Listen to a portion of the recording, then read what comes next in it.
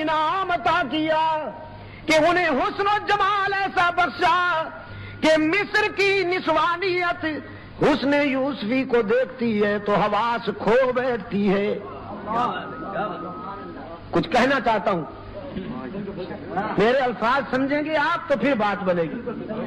حضرت یوسف کو وہ حسن عطا کیا کہ مصر کی نسوانیت، مصر کی دوشیزگی جب یوسف کو دیکھتی ہے تو حواس کھو بیٹھتی ہے.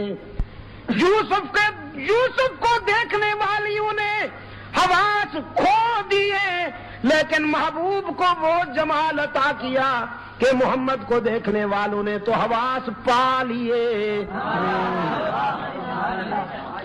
یوسف کو دیکھنے والیوں نے انگلیاں کٹوا دیں، ایمان نہیں لائیں. قطعنا ایدیہن، یوسف کو دیکھنے والیوں نے ہاتھ کاٹ ڈالے، ایمان نہیں لائیں.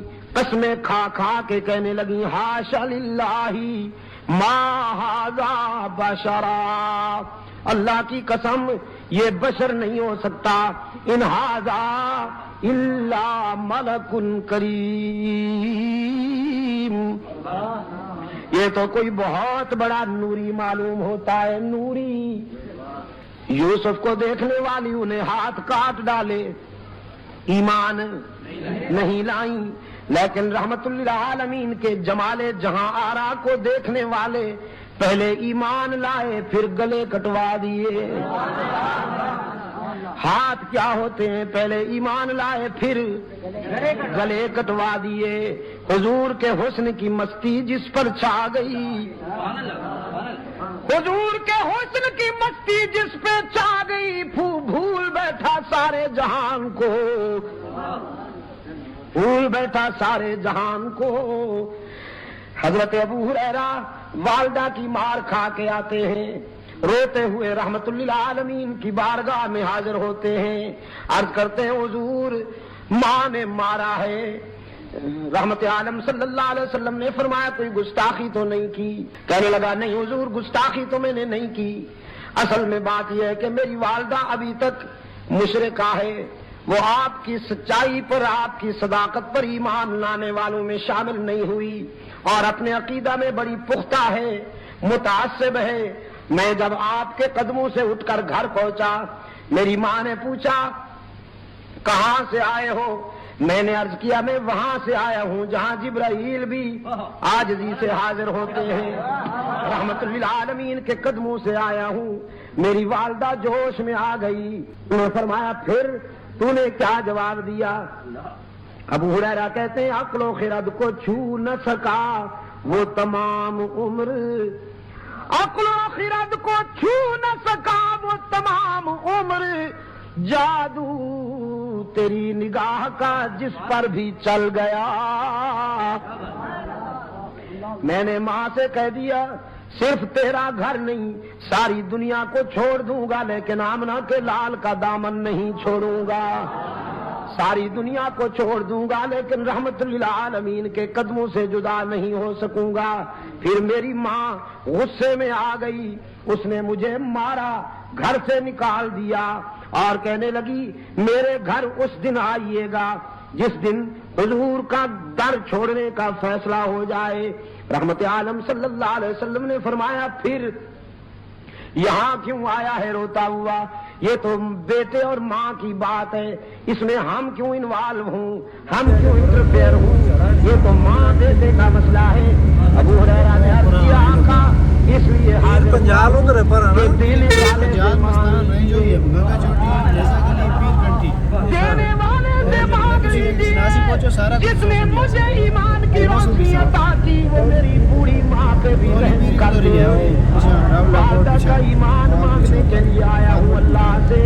رحمت عالم صلی اللہ علیہ وسلم نے ہاتھ اٹھا دیے، اللہم اہدی ام ابی ہریرہ، اللہم اہدی ام ابی ہریرہ.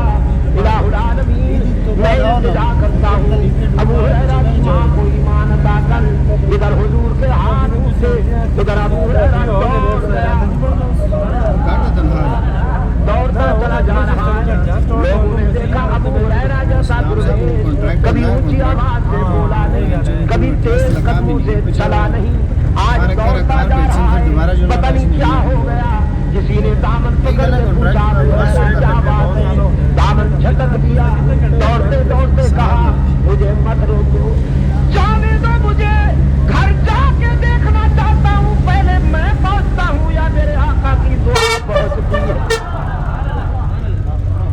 گھر پہنچا, دروازے پہ دستک دی, اندر بولی والدہ من بالباب, کون ہے میرے دروازے پر؟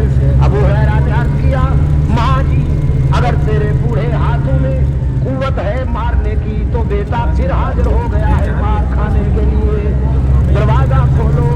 والدہ نے کہا بیٹے کچھ دیر انتظار کرنی ہوگی, انتظار کے بعد دروازہ کھلے گا. ابو ہریرہ کہتے ہیں میری والدہ کی آواز کانوں میں پڑی, میرے ضمیر نے فیصلہ کیا کہ رحمت للعالمین کا تیر نشانے پہ لگ چکا ہے. آواز میں کفر کی تلخی رخصت تھی, ایمان کی لذت کار فرما تھی. تھوڑی دیر کے بعد دروازہ کھلا. فرماتے میں نے غور سے دیکھا والدہ کے چہرے پر ایمان کا سورج طلوع ہو چکا تھا, سفید بالوں سے پانی ٹپک رہا تھا. میں نے پوچھا دیر سے دروازہ کھولا؟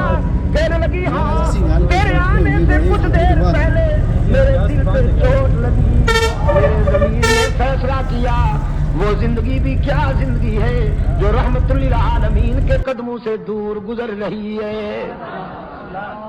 وہ زندگی بھی کیا زندگی ہے جو رحمت للعالمین کے غلامی سے دور گزر رہی ہے. تو بیٹا نہائی ہوں, اپنے جسم کو غلاظتوں سے صاف کر بیٹھی ہوں, پانی سے نہا لیا ہے میں نے, اب جلدی سے رحمت عالم کے قدموں میں پہنچا دے تاکہ میرے روح کی کثافتیں تیرا قائد اسلام کے ایمان کے آب حیات سے دھو ڈالے. عقل و خرد کو چھو نہ سکا وہ تمام عمر